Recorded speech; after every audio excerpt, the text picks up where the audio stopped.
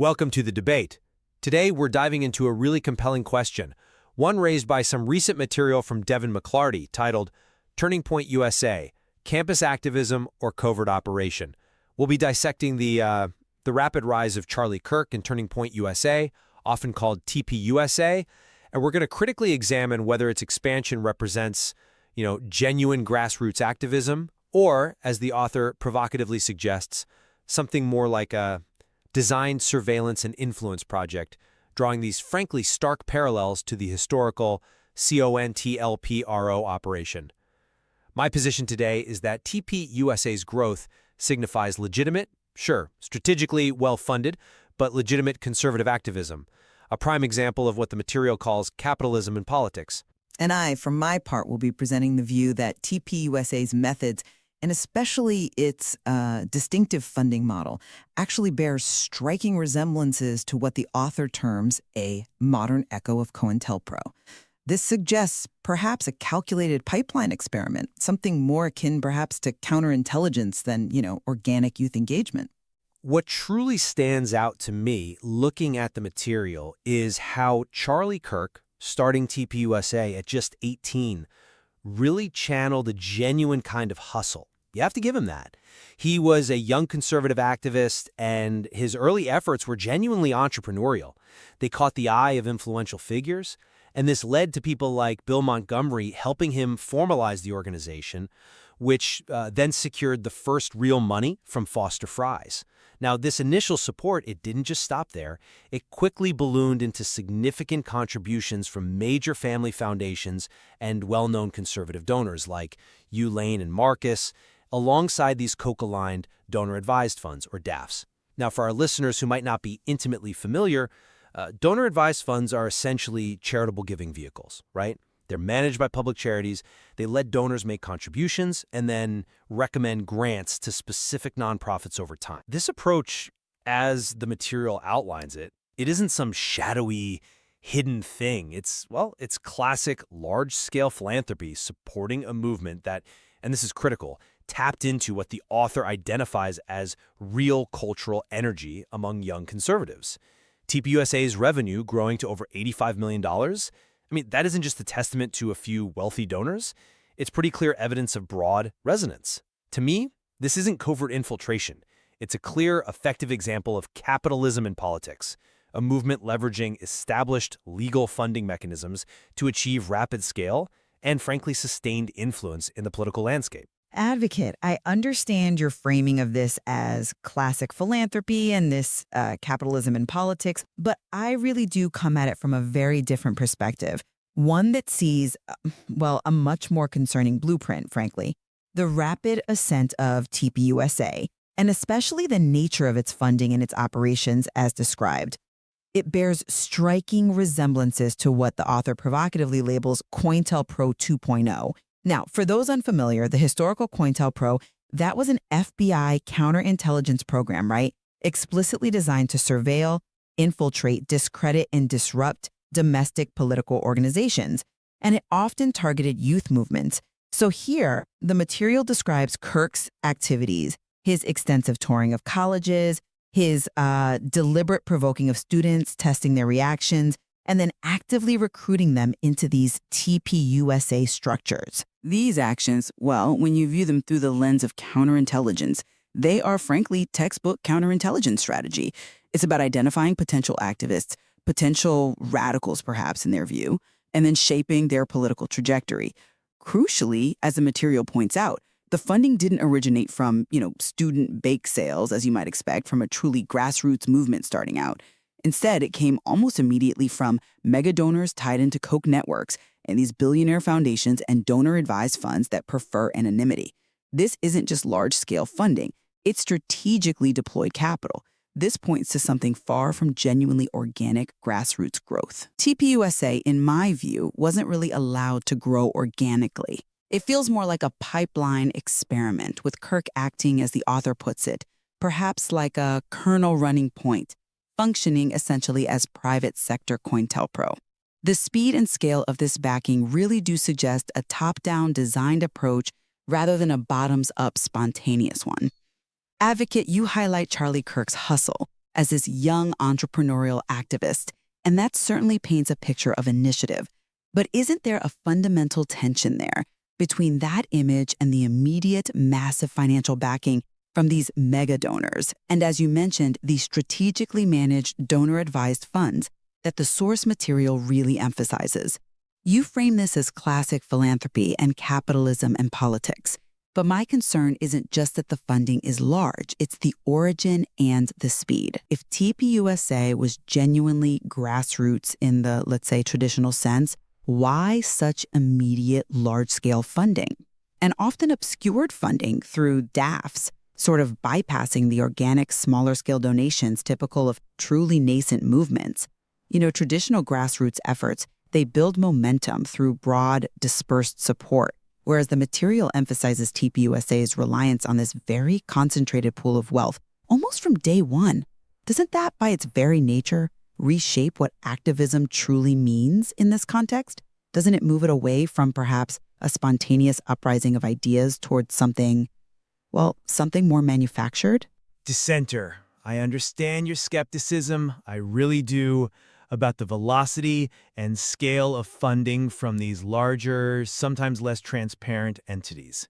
It's a critical lens, absolutely, through which to examine any modern political movement, and the author raises valid points about it. However, I would frame this differently, not really as a tension, but maybe as an evolution in how political activism is funded and scaled in the 21st century. The funding sources you cite, these established philanthropic entities, major family foundations, DAFs, they are standard players. They support a wide range of organizations and movements, across the ideological spectrum. Their support demonstrates, yes, a belief in TPUSA's mission and its ability to engage youth, but it also reflects a strategic reality.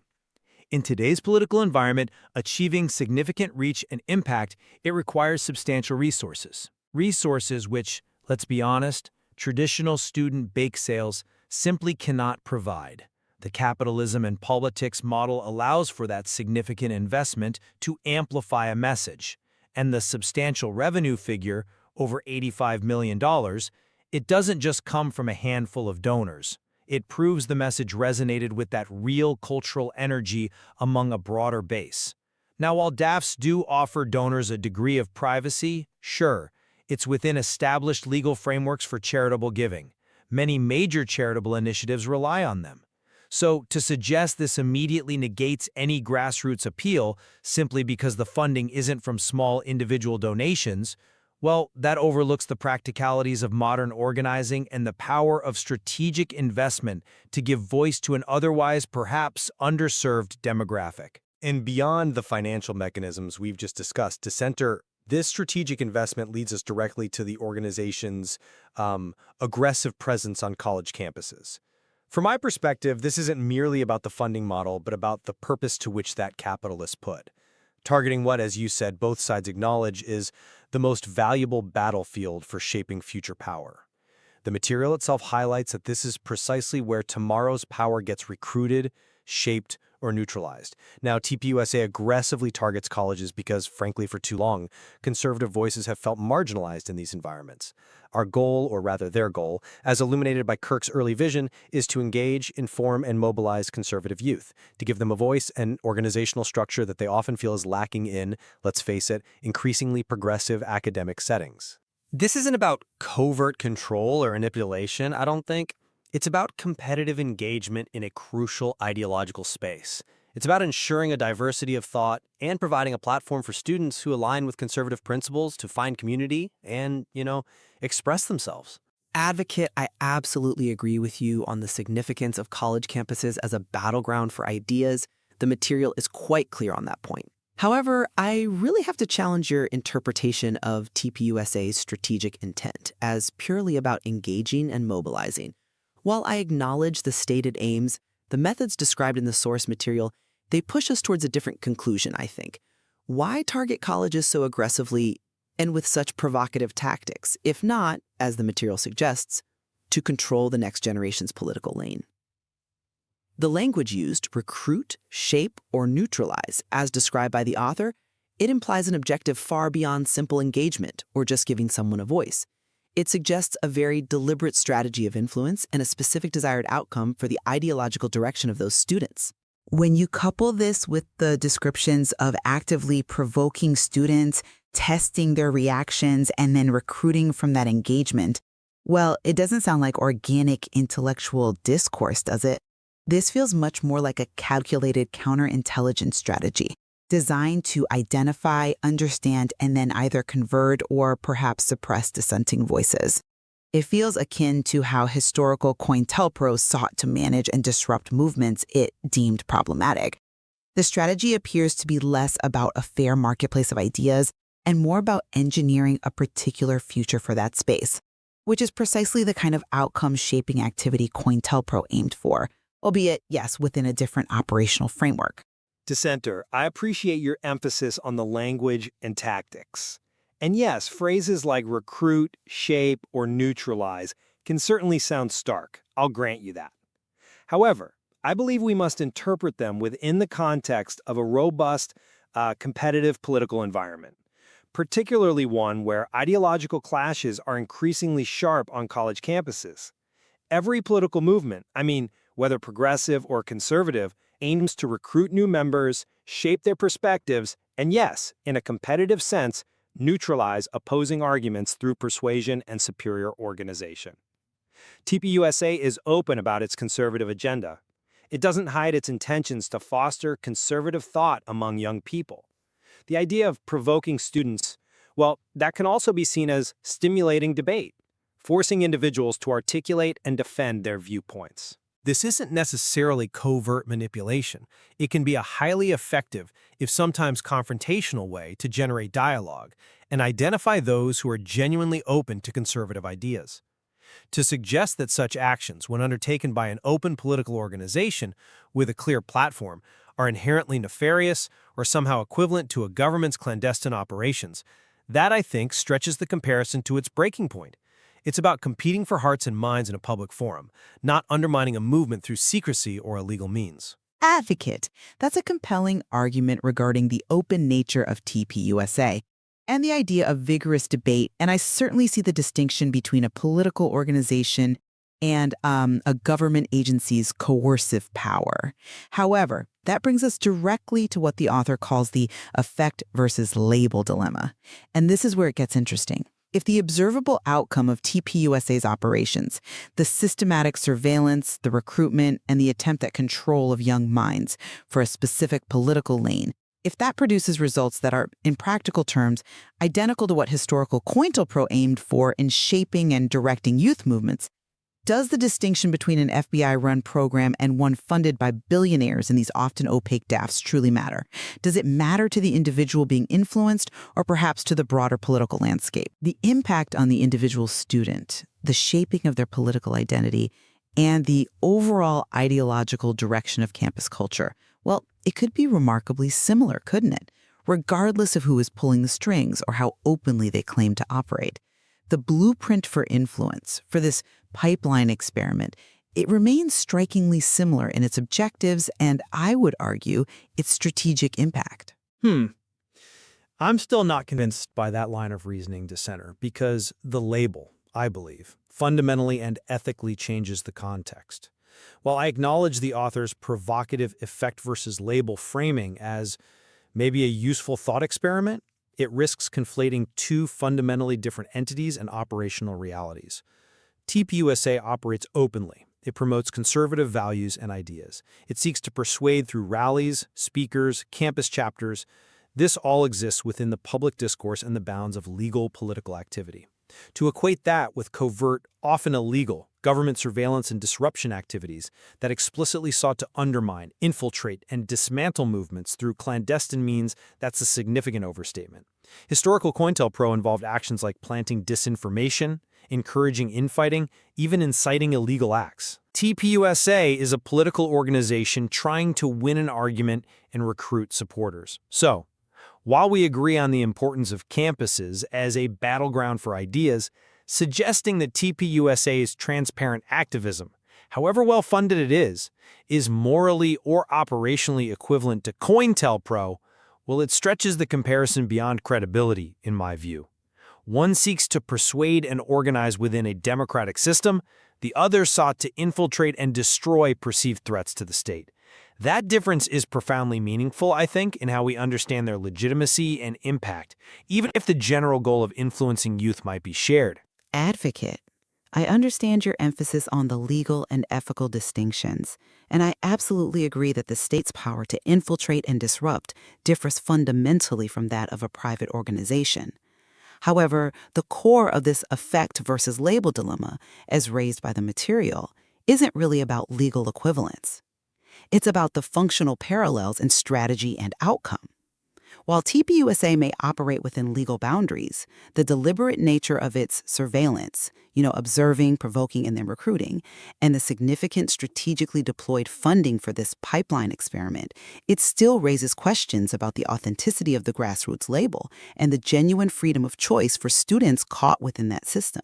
If a private, highly resourced entity can achieve similar levels of ideological shaping and control over a key demographic using methods that frankly mirror counterintelligence tactics, then the distinction, while important legally, becomes perhaps less relevant in terms of its impact on the individual or the democratic process itself.